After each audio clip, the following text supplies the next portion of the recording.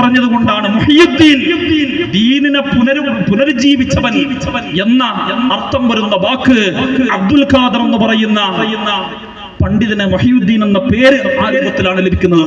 എന്നാൽ അദ്ദേഹത്തിന്റെ പേരിൽ പ്രചരിക്കുന്ന മാല കിതാബിൽ കാണാം, കുപ്പിയകത്തുള്ള വസ്തുവിനെ പോലെ കാണാഞ്ഞ നിങ്ങളുടെ കൽബകാമെന്നോവർ. ഒരു കുപ്പിയുടെ ഉള്ളിൽ ഒരു വസ്തു ഇട്ടുവെച്ചാൽ അതിനെ എങ്ങനെ നമ്മുടെ നഗ്നനേത്രങ്ങൾ കൊണ്ട് കാണാൻ കഴിയുമോ, ആ രൂപത്തിൽ മനുഷ്യന്റെ മനസ്സിന്റെ അന്തരാളങ്ങളിൽ മന്ത്രിച്ചു കൊണ്ടിരിക്കുന്ന മന്ത്രങ്ങൾ വർഷങ്ങൾക്ക് മുമ്പ് മരണപ്പെട്ടു പോയ മുഹയ്യിദ്ദീൻ ശൈഖ് റഹ്മത്തുള്ളാഹി അലൈഹി അറിയും, അത് കാണുമെന്ന് മാലക്കാരൻ പറയാൻ മാല കിതാബ് പറയാൻ. എന്നാൽ പരിശുദ്ധ ഖുർആനിൽ അല്ലാഹു സുബ്ഹാനഹു വ തആല പറഞ്ഞു, നിങ്ങളുടെ ഹൃദയങ്ങളിൽ മന്ത്രിക്കുന്ന മന്ത്രങ്ങളെല്ലാം അറിയുന്നവൻ അത് അല്ലാഹു മാത്രമാണ്, അല്ലാഹു മാത്രമാണ്. അത് അല്ലാഹുവിന്റെ മാത്രം പ്രത്യേകതയാണ് എന്ന് കൃത്യമായ രൂപത്തിൽ നമുക്ക് കാണാൻ കഴിയും. ഇതേ രൂപത്തിൽ വിശുദ്ധ ഖുർആനിന്റെ അനേകം വചനങ്ങളിലൂടെ മറഞ്ഞതറിയുന്നവൻ, ഗൈബ് അറിയുന്നവൻ, ഭാവി അറിയുന്നവൻ അല്ലാഹു മാത്രമാണെന്ന് കൃത്യമായി ഖുർആനിന്റെ അനേകം ഭാഗങ്ങളിലൂടെ കാണാം. ആലിമുൽ ഗൈബി ഫലാ യുദ്ഹിറു അലാ ഗൈബിഹി അഹദാ.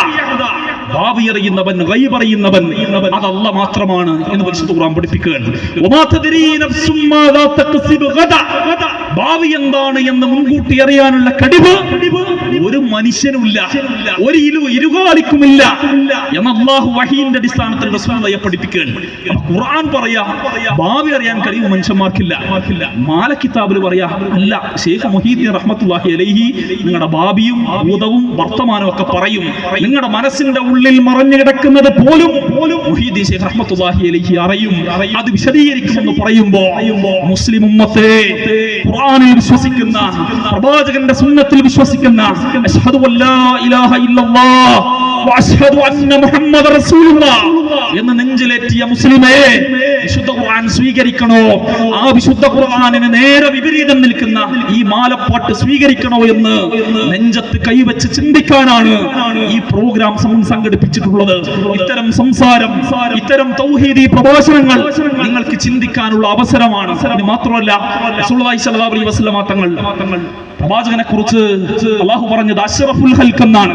സൃഷ്ടികളിൽ ഏറ്റവും ശ്രേഷ്ഠനാണ് മുഹമ്മദ് നബി. പ്രവാചകന്മാരുടെ നേതാവാണ് മുഹമ്മദ് നബി സല്ലല്ലാഹു അലൈഹി വസല്ലം തങ്ങൾ. മുൻപുള്ളതും വരാനുള്ളതുമായ സകല തെറ്റുകളും അല്ലാഹു സുബ്ഹാനഹു വ തആല പുറത്തു തന്നിരിക്കുന്നു എന്ന് അല്ലാഹു സർട്ടിഫിക്കറ്റ് നൽകിയ അല്ലാഹുവിന്റെ റസൂൽ സല്ലല്ലാഹു അലൈഹി വസല്ലം തങ്ങൾ പ്രവാചകന്റെ ജീവിതത്തിൽ എന്തെല്ലാം ബുദ്ധിമുട്ടുകൾ, എന്തെല്ലാം പ്രയാസങ്ങൾ ഉണ്ടായി. ഭാവി റസൂലുള്ളാഹിക്ക് അറിയുമായിരുന്നെങ്കിൽ പ്രവാചകന് ഒരു പ്രയാസം ഉണ്ടാകൂലല്ലോ.